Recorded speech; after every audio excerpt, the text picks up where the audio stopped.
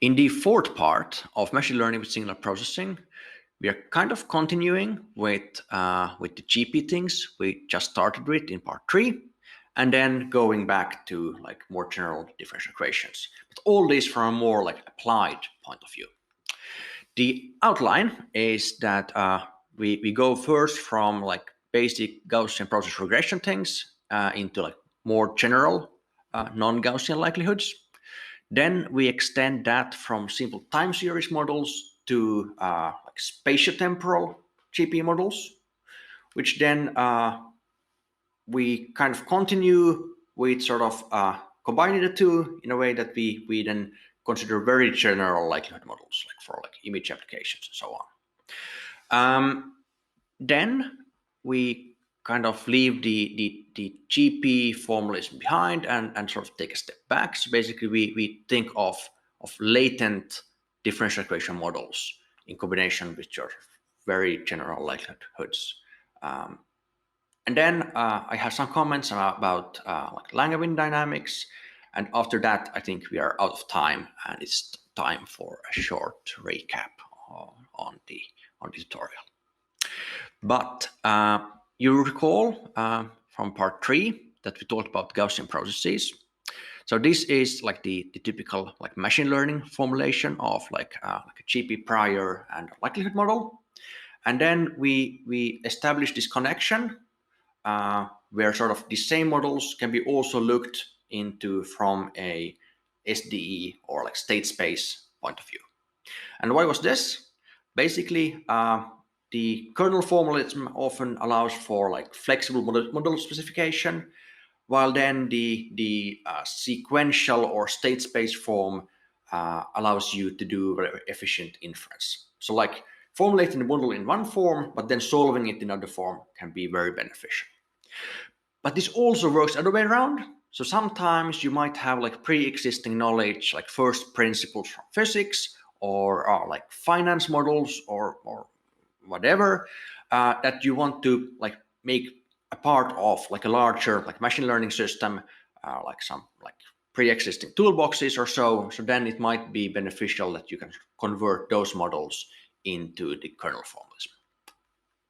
So these connections go like two ways.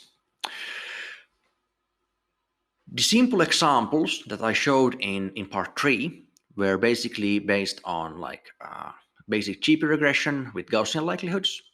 But of course, in many interesting models, you actually have like non-Gaussian likelihoods. You might have like classification problems or more general regression tasks. And there exist a lot of good methods for like dealing with non-Gaussian likelihoods in GPs and well, in general as well. And maybe my message is that, well, why not use those good methods, but try to benefit from the sequential or like the linear time inference schemes for dealing with the latent functions. So basically, you can use like Laplace approximations, like linearization, variational Bayes, like direct KL minimization, or expectation propagation, or like it also goes under other names in signal processing. So use those methods, but then basically evaluate the latent functions with the help of sequential methods, basically like Kalman filter kind of passes, like back and forth through the data. As an example of this, let's consider a slight generalization of a kind of similar problem as the sort of number of bird modeling tasks that we looked into in the previous part. So basically here I have basically dates for commercial aircraft accidents over like 100 years. And let's model that as sort of a like log Gaussian Cox process, basically like have like counts of accidents per day. So we like do binning, like we bin the data into days and then count how many accidents happened on each day. Luckily that's mostly zero, but then on like surprisingly many days there has been aircraft accidents. And then we have a GP prior. Let's consider like a slow trend, and then some like time of year variation with decay, and day of week variation also with decay. And then we learn all the hyperparameters of the model. And we get something like this.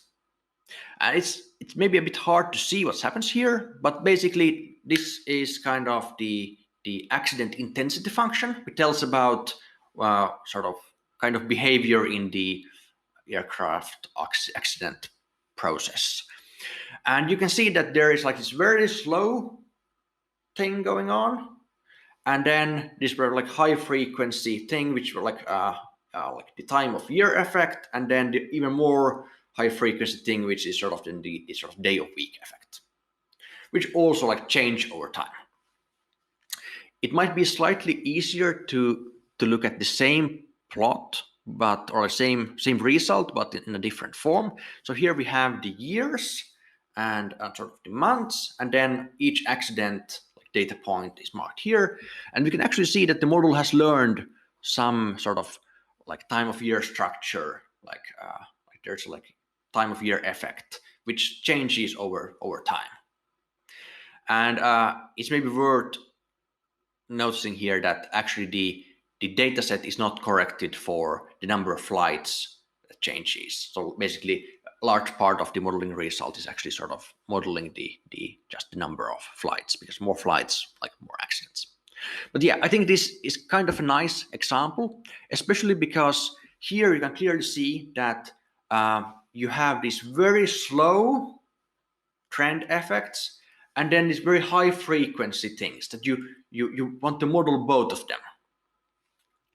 So like typical like sparse methods or like basis function approximations are not a very good fit for data like this, while then sort of the state space approximations and state space methods are like extremely well fit for time series models of this kind. Well, if we then try to move away from time series models into like spatial temporal GPs, meaning that well, the inputs are not simple like 1D like temporal data points anymore. So more general like vector valued inputs are in this case. So we can split that then into like a spatial and temporal part. So basically I didn't do anything here. I just sort of renamed the variables. And now sort of my message here is that, well, okay, you have the spatial part, but you can still deal with the temporal part in sort of efficient ways using sequential methods from signal processing. And under the kernel formalism, kind of nothing changed. You still consider sort of the correlation between points in now just like a space-time structure, but then the state space, or in this case now things become slightly more complicated, because now you need to think of like in terms of like stochastic partial differential equations. But still sort of you have your state, which is not a single sort of point anymore, but kind of a snapshot of some sort of like spatial Gaussian random field that then keeps evolving over time. So this is basically then how the view now changes for like dealing with the spatial temporal models. But you can still do the inference over a temporal dimension in linear time using sequential models. And as an example of this, I have this sort of simple GP regression task here, where I just now call this like the x-axis time. That's sort of the sequential dimension, and then the y-axis, I call that space. And of course, like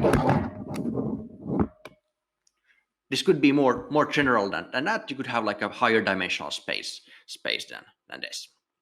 So basically now you can still do your pass using Kalman filtering through the temporal dimension. So you do a forward pass and then a backward pass, just as you would have done in the sort of one-dimensional case, which we looked into in the previous part. And now you sort of recover the sort of GP inference result. And that also works for like more general likelihood models. So basically here I have the quite well-known like banana data set, which is a toy classification problem often seen in machine learning papers and examples. So basically now you can like do iterated filtering. So you go back and forth and refine your estimates, basically as you would do in like when you optimize your variational parameters or you run like expectation propagation. So in this case, this is actually sort of an incarnation of expectation propagation, which then recovers the like decision boundaries for this case. Actually, William Wilkinson is giving a talk about this at this conference later on. Of course, then, if we can do classification, we can also do much more general things. It's just sort of a question of defining suitable priors in the latent space and suitable likelihood models. So this is actually quite a fun example where the task is to estimate depth from images. So basically consider, for example, here I have my iPad, which just has one single camera. And with like one camera or one eye, it's very hard to estimate like the depth from just single images. So in computer vision, there are these models called like multi-view stereo, where you consider like, for example, a pair of images and then the relative pose, and then you try to infer depth from that. So the inputs are like single frames at different time points and their sort of relative camera poses, how the camera sort of moved. And then like the state of the art, of course, uses neural networks for like this encoder-decoder kind of network, which then tries to infer the depth. And of course, then if you have like a sequence of images, you could then do this sort of like pairwise and recover the depth images. This works okay, but it's kind of noisy. So the kind of innovation here is that, well, let's consider that there is some sort of latent structure that depends on kind of the scene that you're looking at. So let's say that the latent encodings of the depths should have something in common, depending on whether it's sort of the same scene or as the camera, how much the camera has moved basically. And then we can think that there is some sort of like correlation or some structure in the latent space, and we can assign like a GP prior to that latent space, which is sort of the disease here in the figure. And then basically, depending on where I point the iPad, for example, in this case, the latent spaces should probably more similar if it doesn't move much, and less similar if I turn the iPad a lot, which kind of is a sensible prior assumption. So basically, let's use the pose similarity of the views as part of the GP prior. Okay, and now you look at the model that okay, yeah, right. Does this work? And yeah, well, we tried this, and it actually works great. It even worked so great that we implemented it to run in real time on this iPad. So basically, here now, if you think of the model, this is kind of a similar model as the ones that we have been looking at before. So you kind of have this Markov structure in the latent space, so we can use then like efficient inference schemes from like using SDEs and Kalman filtering. So let's look how that then works out. So this is really just screen cap from this iPad. So here I fire up the app, and then first you see that there is not much sort of information accumulated, so the results are very noisy. But then when sort of the GP prior kicks in, actually the depth image is actually quite good. Yeah, so you can actually see this is this desk here. And of course, the same kind of ideas can be applied to other types of models. Like you can put these like temporal priors, like GP priors, in the latent space of, for example, GAN models. So here is basically a similar thing, but now in the latent space of style GAN, which is one like recent like GAN model. And there, this is basic interpolation, but you could do like noise reduction or like exploration of the latent space with these priors as well. Well, okay, that's a lot of like GP priors in latent space. But then if we take a step back into the things that we looked in part 2, where basically we had like latent like differential equation models, or like not latent yet, but if we make them latent now. So basically here you can see some sort of like limit circle kind of things in some quite low dimensional space, which then might then be driving some other observations, which can be like images, they could be text, they could be basically almost anything.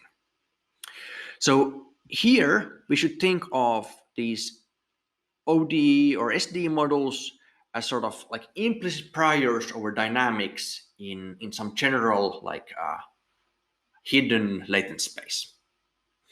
And kind of what we would like to do would be that we would have just observations, and then we would just kind of specify kind of like a dimensionality of the latent space, and then we could sort of learn everything.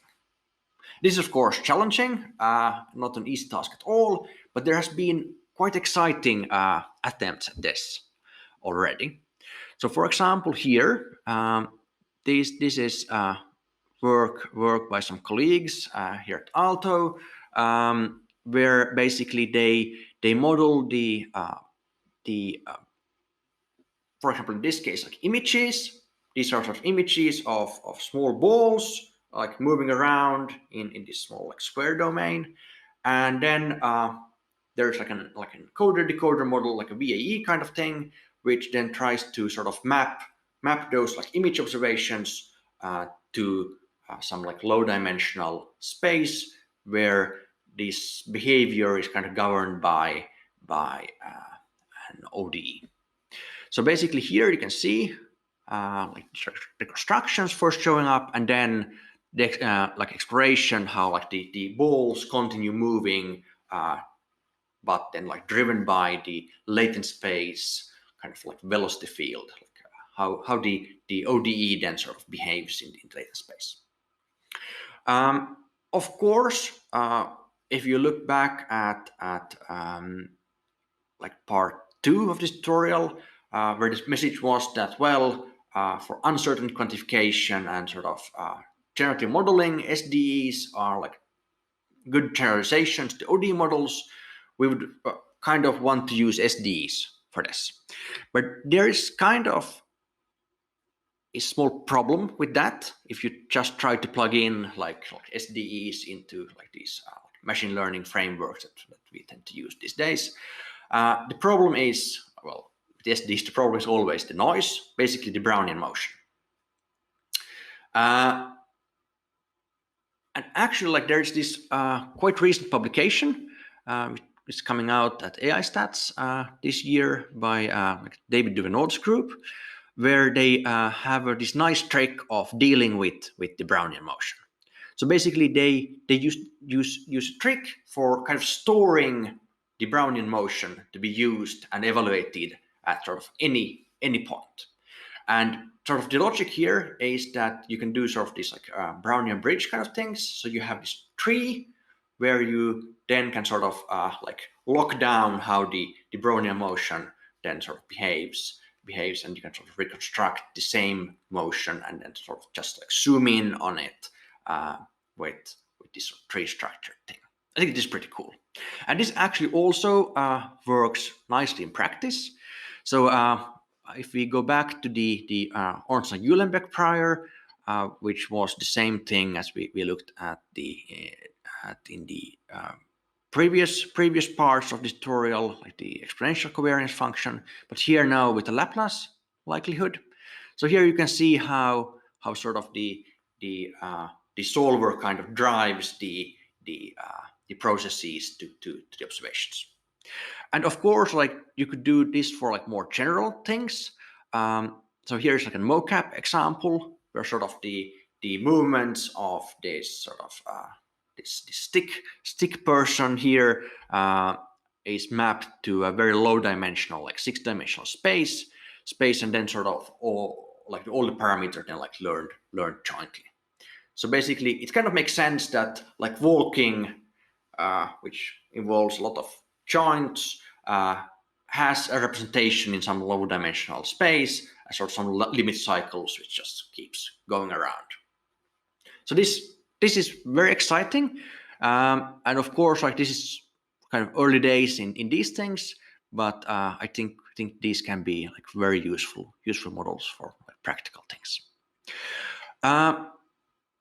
One thing to also mention is like the Langevin dynamics, which are like quite often encountered in various machine learning applications and models.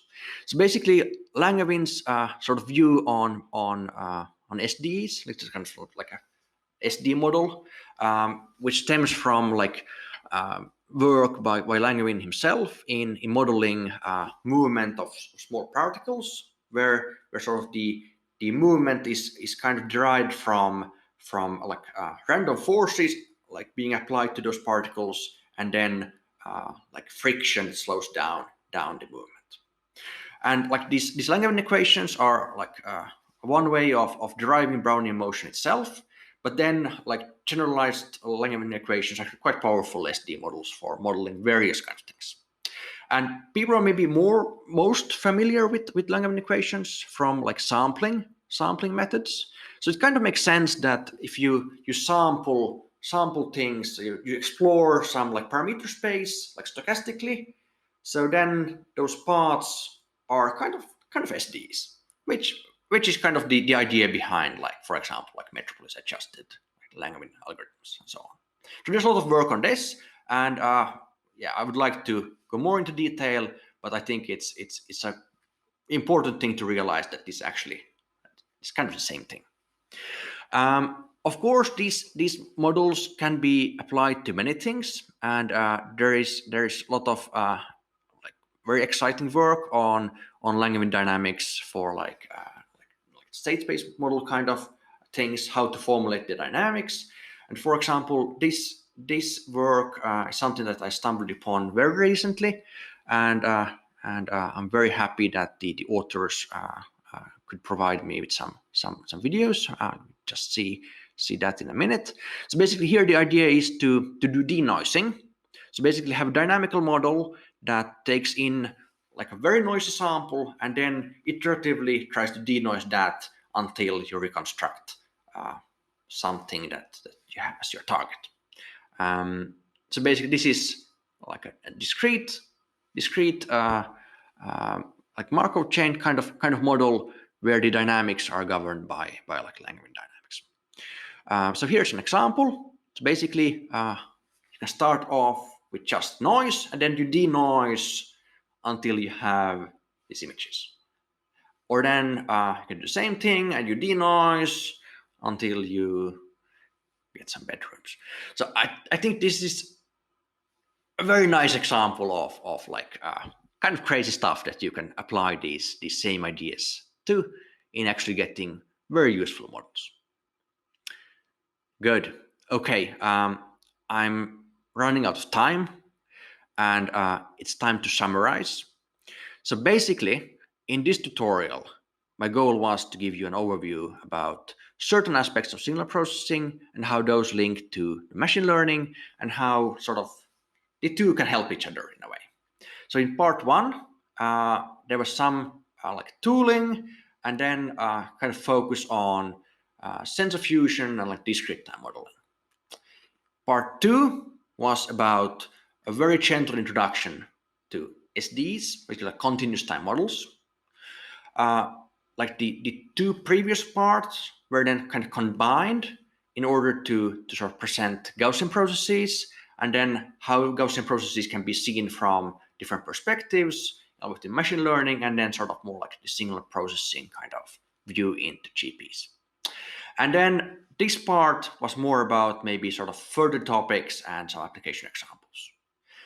And I'm kind of sad that there's so much that I couldn't cover because like 2 hours is clearly too short to give like a very sort of broad overview about signal processing.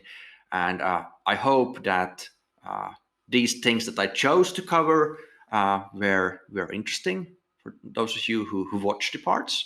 And yeah, I kind of feel sad that I had to skip many interesting things. Some acknowledgements. I want to acknowledge many of my like external collaborators. Without these people and many more, these things would not have taken this form in this tutorial. All these people have influenced my views on how these things are linked and how I view things. And they also all kind of are part of the kind of secret society of people who have a lot of respect for Kalman filtering kind of methods. And I hope that secret society sort of gets more members after this tutorial. I also want to thank David, Marcus, Kagatai, and Jonathan for providing slides, images, and videos to help make this tutorial more interesting with examples. I also want to thank my group members here at Aalto University. They have contributed to many of the examples that you saw, and I very much sort of like working with them. This work would be extremely boring without good people to work with on a daily basis. We are also like regularly hiring PhD students and postdocs. So yeah, please check my webpage for open calls for that if you're interested in working on these topics. I included some references to the examples just because like I went through them so quickly. So all the details are actually in the papers. So if you're interested in seeing some details, please check these like original publications. Good. The time is up, and I thank you for following this tutorial. This has been a pleasure. And please, if there's something that you want to add or some questions, feel free to get in contact with me. Thank you.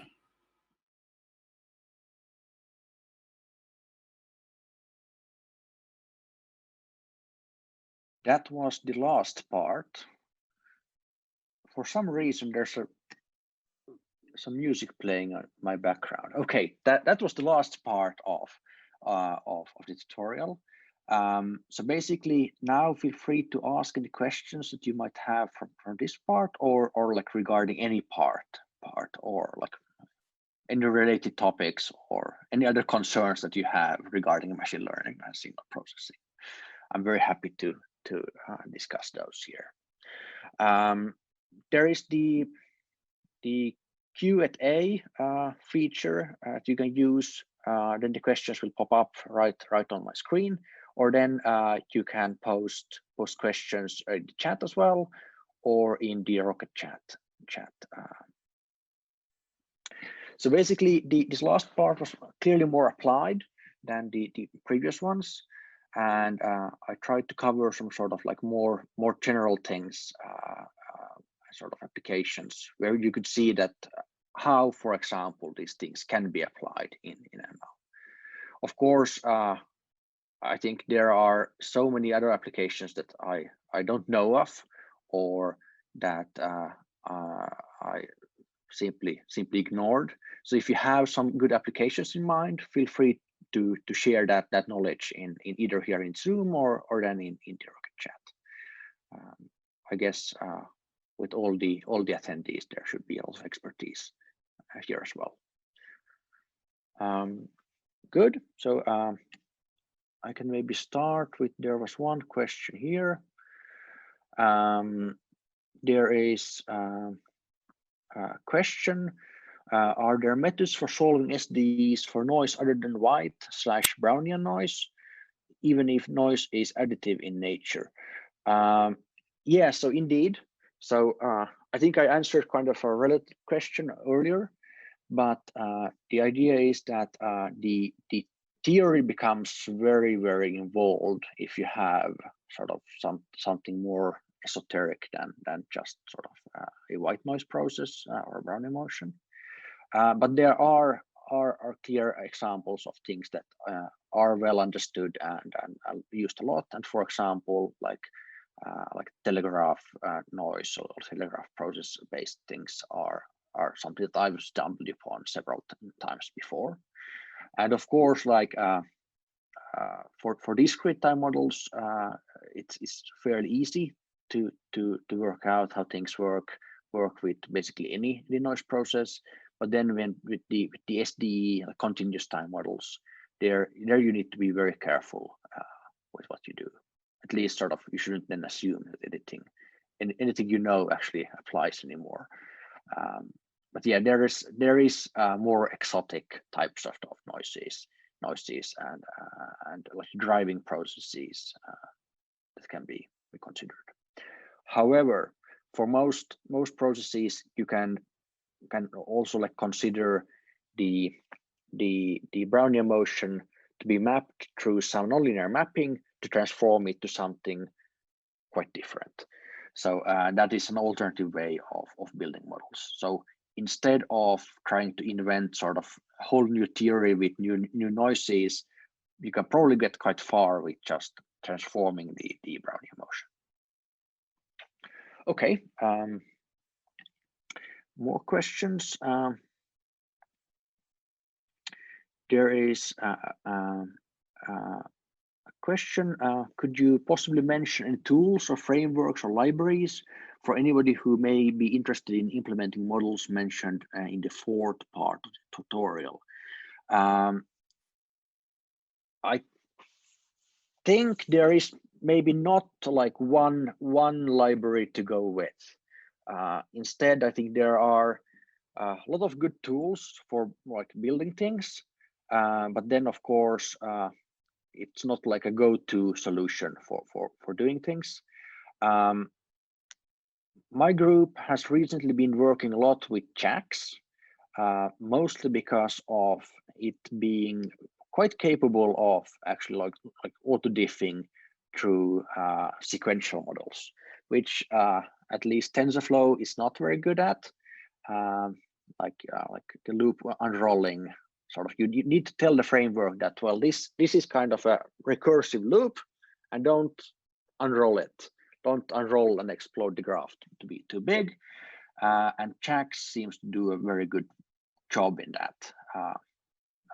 We have some code on the group webpage, but it's very researchy and so on. Then regarding like more general settings, for example, the example where like the depth estimation example that was implemented in PyTorch. It worked fine. And then the online thing, that was basically like Objective-C. Like they're actually quite good machine learning libraries for mobile development nowadays.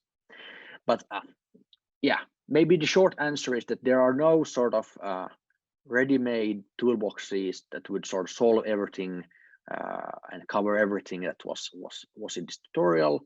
It's more like research code here, research code there, and then you sort of need to plug it together. Of course, looking at the question, of course, like machine learning libraries that could be useful. Like I tend to use like GPFlow a lot.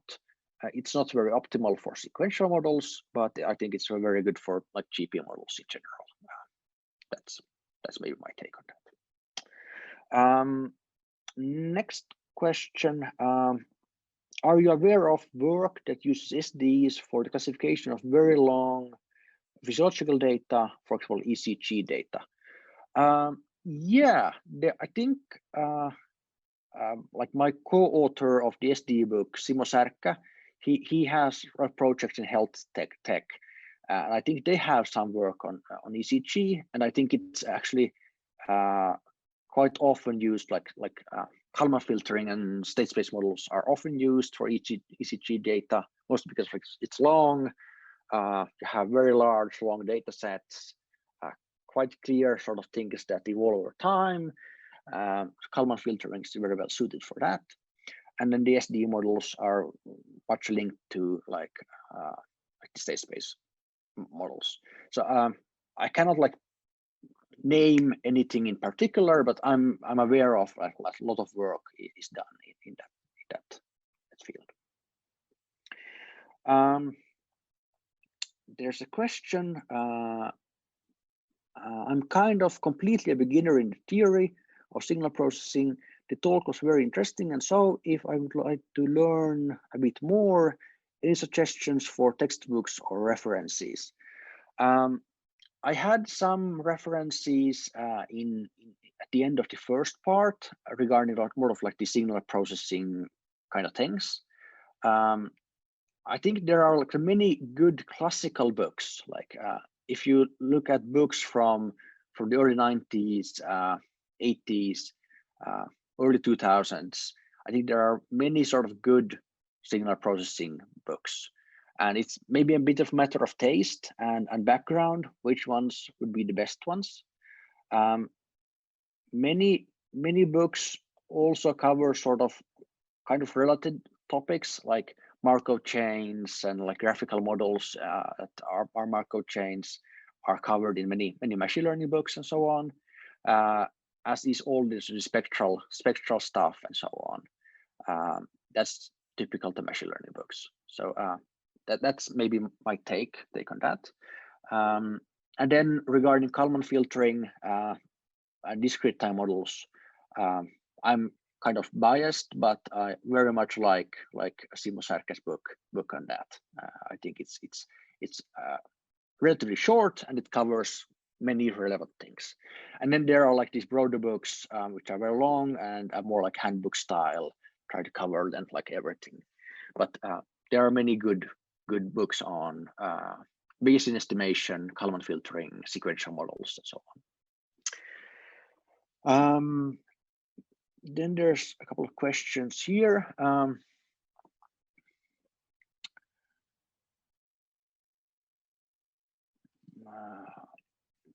The correspondence between the three representations is quite reminiscent of calculations in particle physics.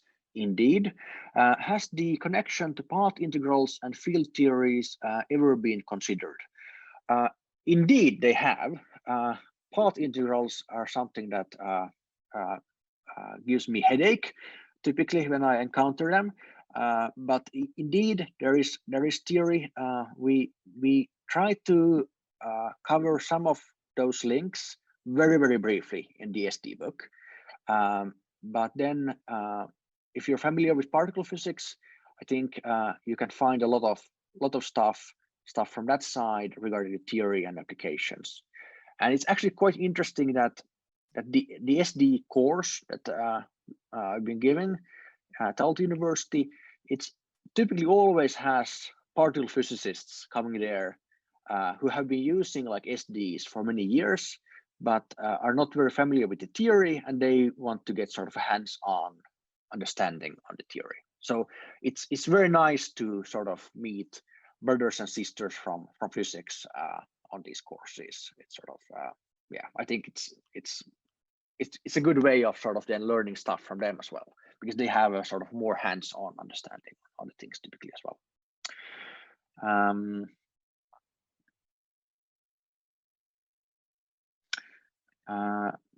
There's a question. Just a reminder of a very well-fit application of learning in SDEs is data-driven trajectory prediction and anomaly detection in maritime and air traffic analysis, which have gained some tractions lately. Indeed, of course, like signal processing, like tracking, like automatic control have been like historically very strong in tracking of aircraft, analyzing radar signals, and all this.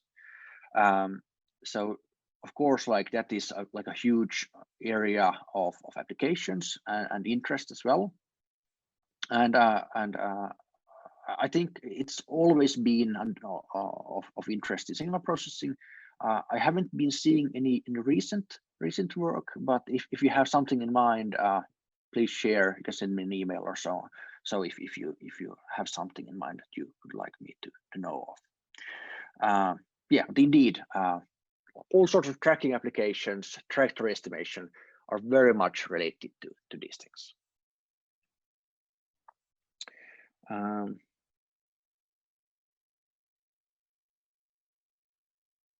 Then there's a comment in the chat. There's first a quick one. Will we get access to the slides? Indeed, you will. I will post a link to my webpage. It's just like my first name dot last name dot fi arno.solin@fi. That's my homepage. I will post the slides as soon as I get a thumbs up from the organizers that I can share those slides. I suppose it's fine, but I want to check. A final question. We still have a couple of minutes. If I recall correctly, the analyzing a long sequence, the Markovian assumption was a bit crucial, indeed. Is there some way of analyze signals that is correlated in blocks, but each pair of blocks is independent? Sure. So basically, if they are completely independent, then you can just sort of deal with them independently. If there's some like piecewise constant or piecewise defined behavior, you can still do like the state space kind of formulation. You can have like the dynamics change for certain states, certain observations. That is totally fine in many cases, at least.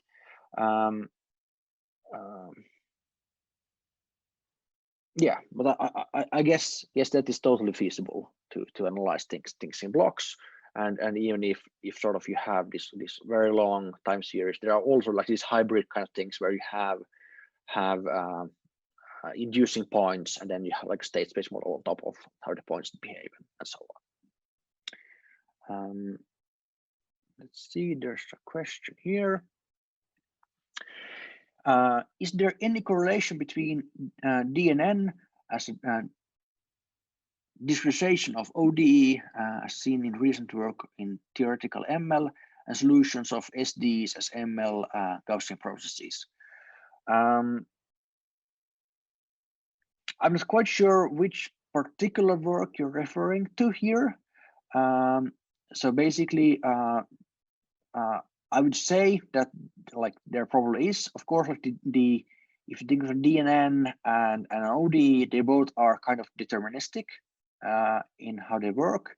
But then I guess you could probably like extend that to like a link to SDEs when considering suitable noise sources in the deep learning model, basically dropout or something. Yeah, that was maybe a very fussy answer, but the answer is maybe. In the neuro ODE context, the existing ODEs I found seem not expressive enough to simulate general neural networks. What do you think about this, and could you point some direction to follow in terms of more complex class of ODEs?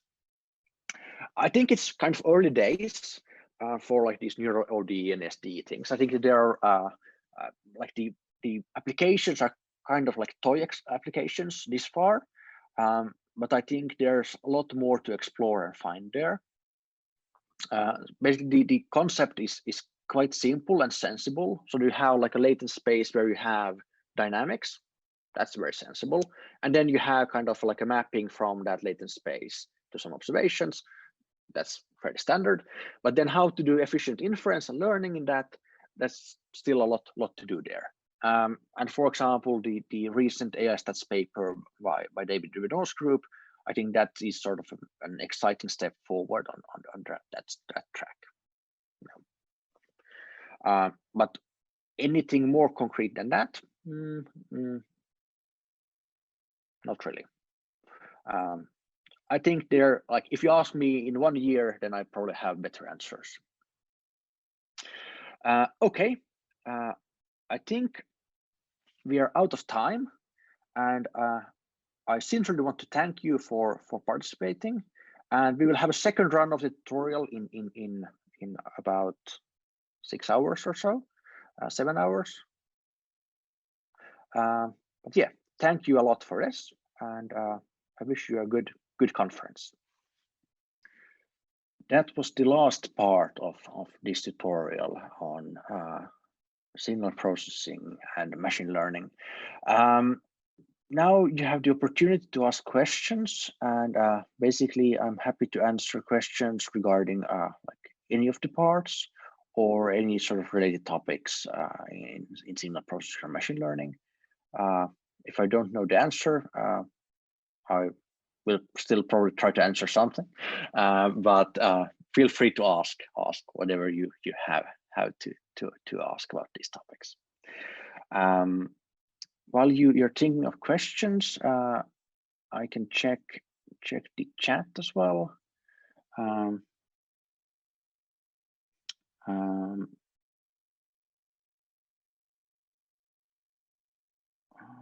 There's a question, a follow-up question to a question that was asked earlier.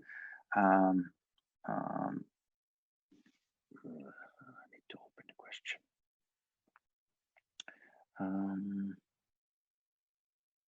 So basically the question is related to the GP models and what sort of priors can be used. So basically the person who's asking here is asking about what sort of priors can be used in systems. He's saying in most Kalman filtering examples, we deal with either white noise models or colored noise. And I want to get an understanding of the use of those other GP priors you mentioned. So basically, typically in GP models in machine learning, the GPs are used as like non-parametric priors over functions, like the model functions that are like being modeled. So the prior is a way of encoding things like continuity or differentiability or periodicity or combinations of these or something else into the model, basically restricting what the functions can do or how they should behave. And then the example models that were shown in part 3, there was a slide with several small boxes with different like realizations from different GP priors. So those were examples of models which can easily be reformulated in terms of SDE models and then plugged into a Kalman filter for inference. And also like all combinations with sort of sums and products of those are easy to form. So that's basically, I guess I need to change the mic because my AirPods ran out of battery. I hope you can still hear me. So basically, so those models that were considered there on those slides are just examples of different GP priors which can be easily transformed. Yeah, and of course, like many other GP priors, I guess most, or if not all, GP priors that you can formulate in 1D can be at least approximated with a state space model, be those then non-stationary or stationary. I haven't stumbled upon GP prior that could not be transferred into a state space form in one way or another.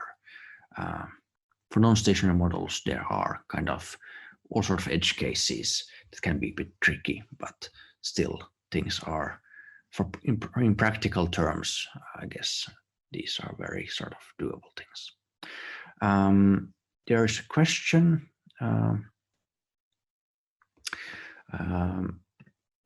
The question is, are these models feasible in high dimensions?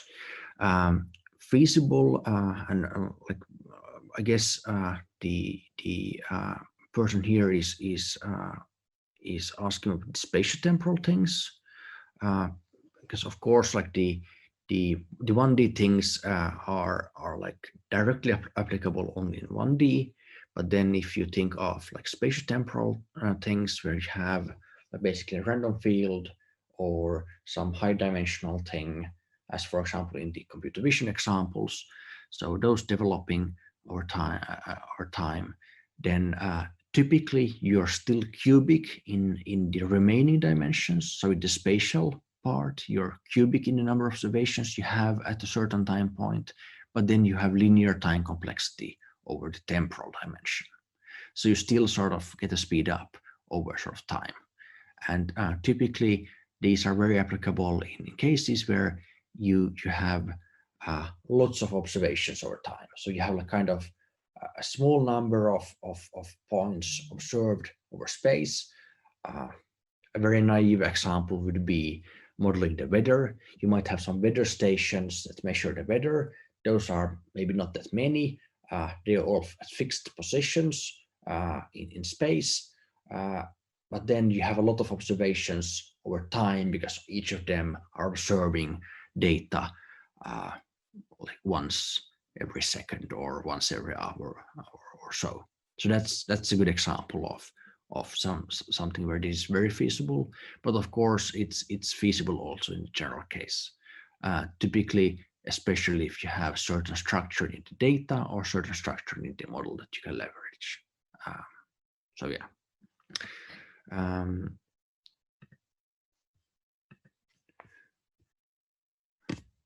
Then let's see, there's a question. Could you shed some light on the video example where you started with noise, then denoised to get images? What was exactly happening there? I don't think I followed. Yeah, that was fairly quickly, so I cannot blame you for not getting the details. So the idea there was, this is not work by me. It's work that actually I stumbled upon while browsing Twitter one day, and very much like the preprint the authors had posted. So I reached out to them, and they provided me with some material and this video, which very nicely sort of demonstrated the capabilities of their model.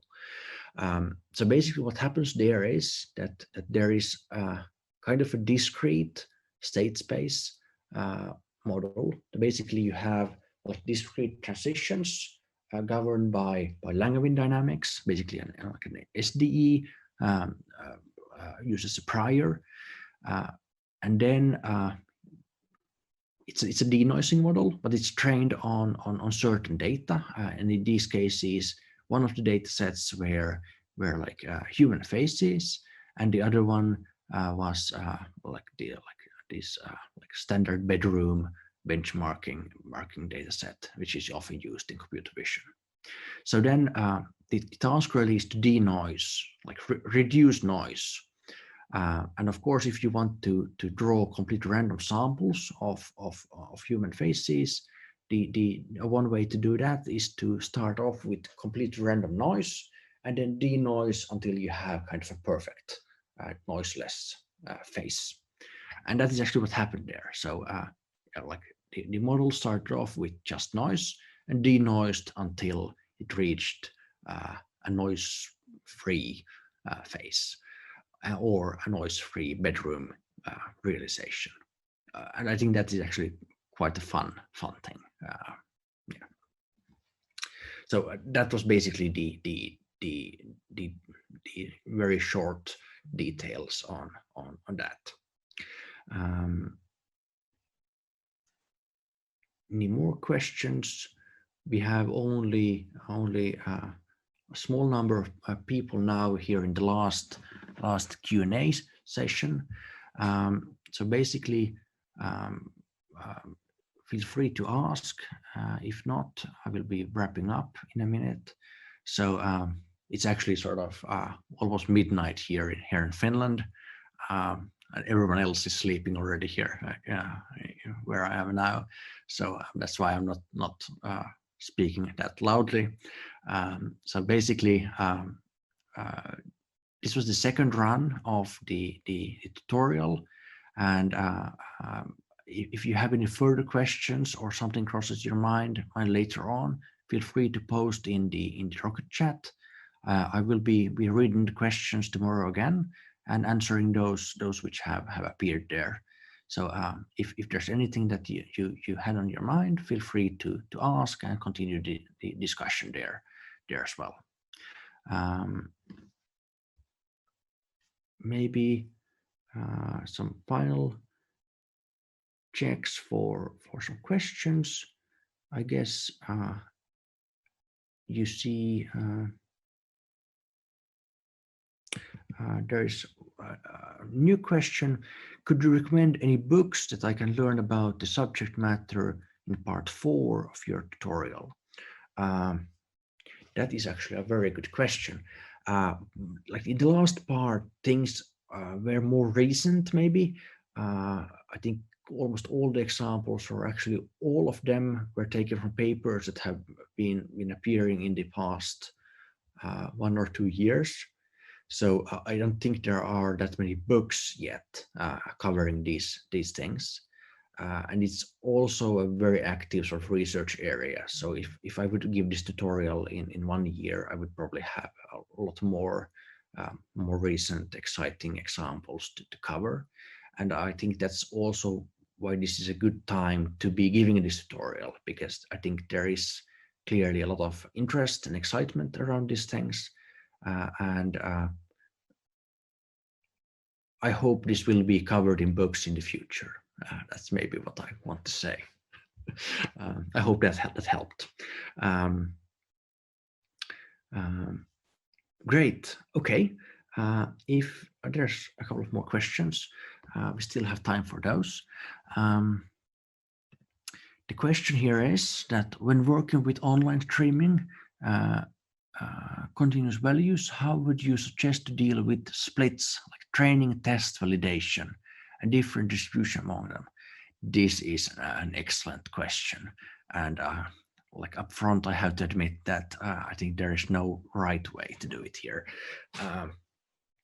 So of course, like for temporal things, the usual way of randomly splitting into training and test and validation is probably not the right way to do it. Sometimes in time series models, you might want to do like 1 step ahead predictions, or like 3 steps ahead predictions, or then of course you tend to get quite good results, because if you have like long characteristic length scales in the data set, then you probably do quite well on like in step ahead prediction. But then if you then leave out blocks, like continuous blocks of the data, then that can be a better way to validate. So it depends very much on the modeling task and the problem, and doing a fair comparison or like a good training test validation split is kind of hard, and often maybe a bit dubious in papers. That's something that often feels suspicious in how like people tend to validate their things. So I think there is not one good way, but I think when if you write a paper, so then you should be sort of self-critical and try to think of what is the right way to try to sort of really make it possible to see how well or how badly your model performs. I hope that answer helped. Then there's the question, I may have missed this, but how computationally and memory intensive are these methods, and can they work for large-scale learning problems? Yeah, so like maybe one of the main motivations for transferring GP tasks or many of these sort of learning tasks that have some sort of sequential nature into a state space model and doing the inference with Kalman filtering or related methods is exactly the computational complexity and the memory footprint. Because typically in these sort of sequential methods, scaling is linear with respect of temporal observations, which means that you can really do things in real time because you kind of have a fixed budget per data point that you observe. So yeah,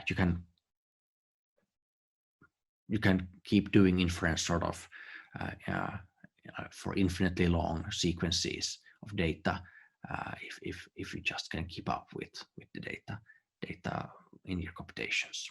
So that is one of the main motivations for these things is the very efficient time and memory scaling. So which are typically linear like ON, which is really good for like statistical machine learning tasks. Good. A final look.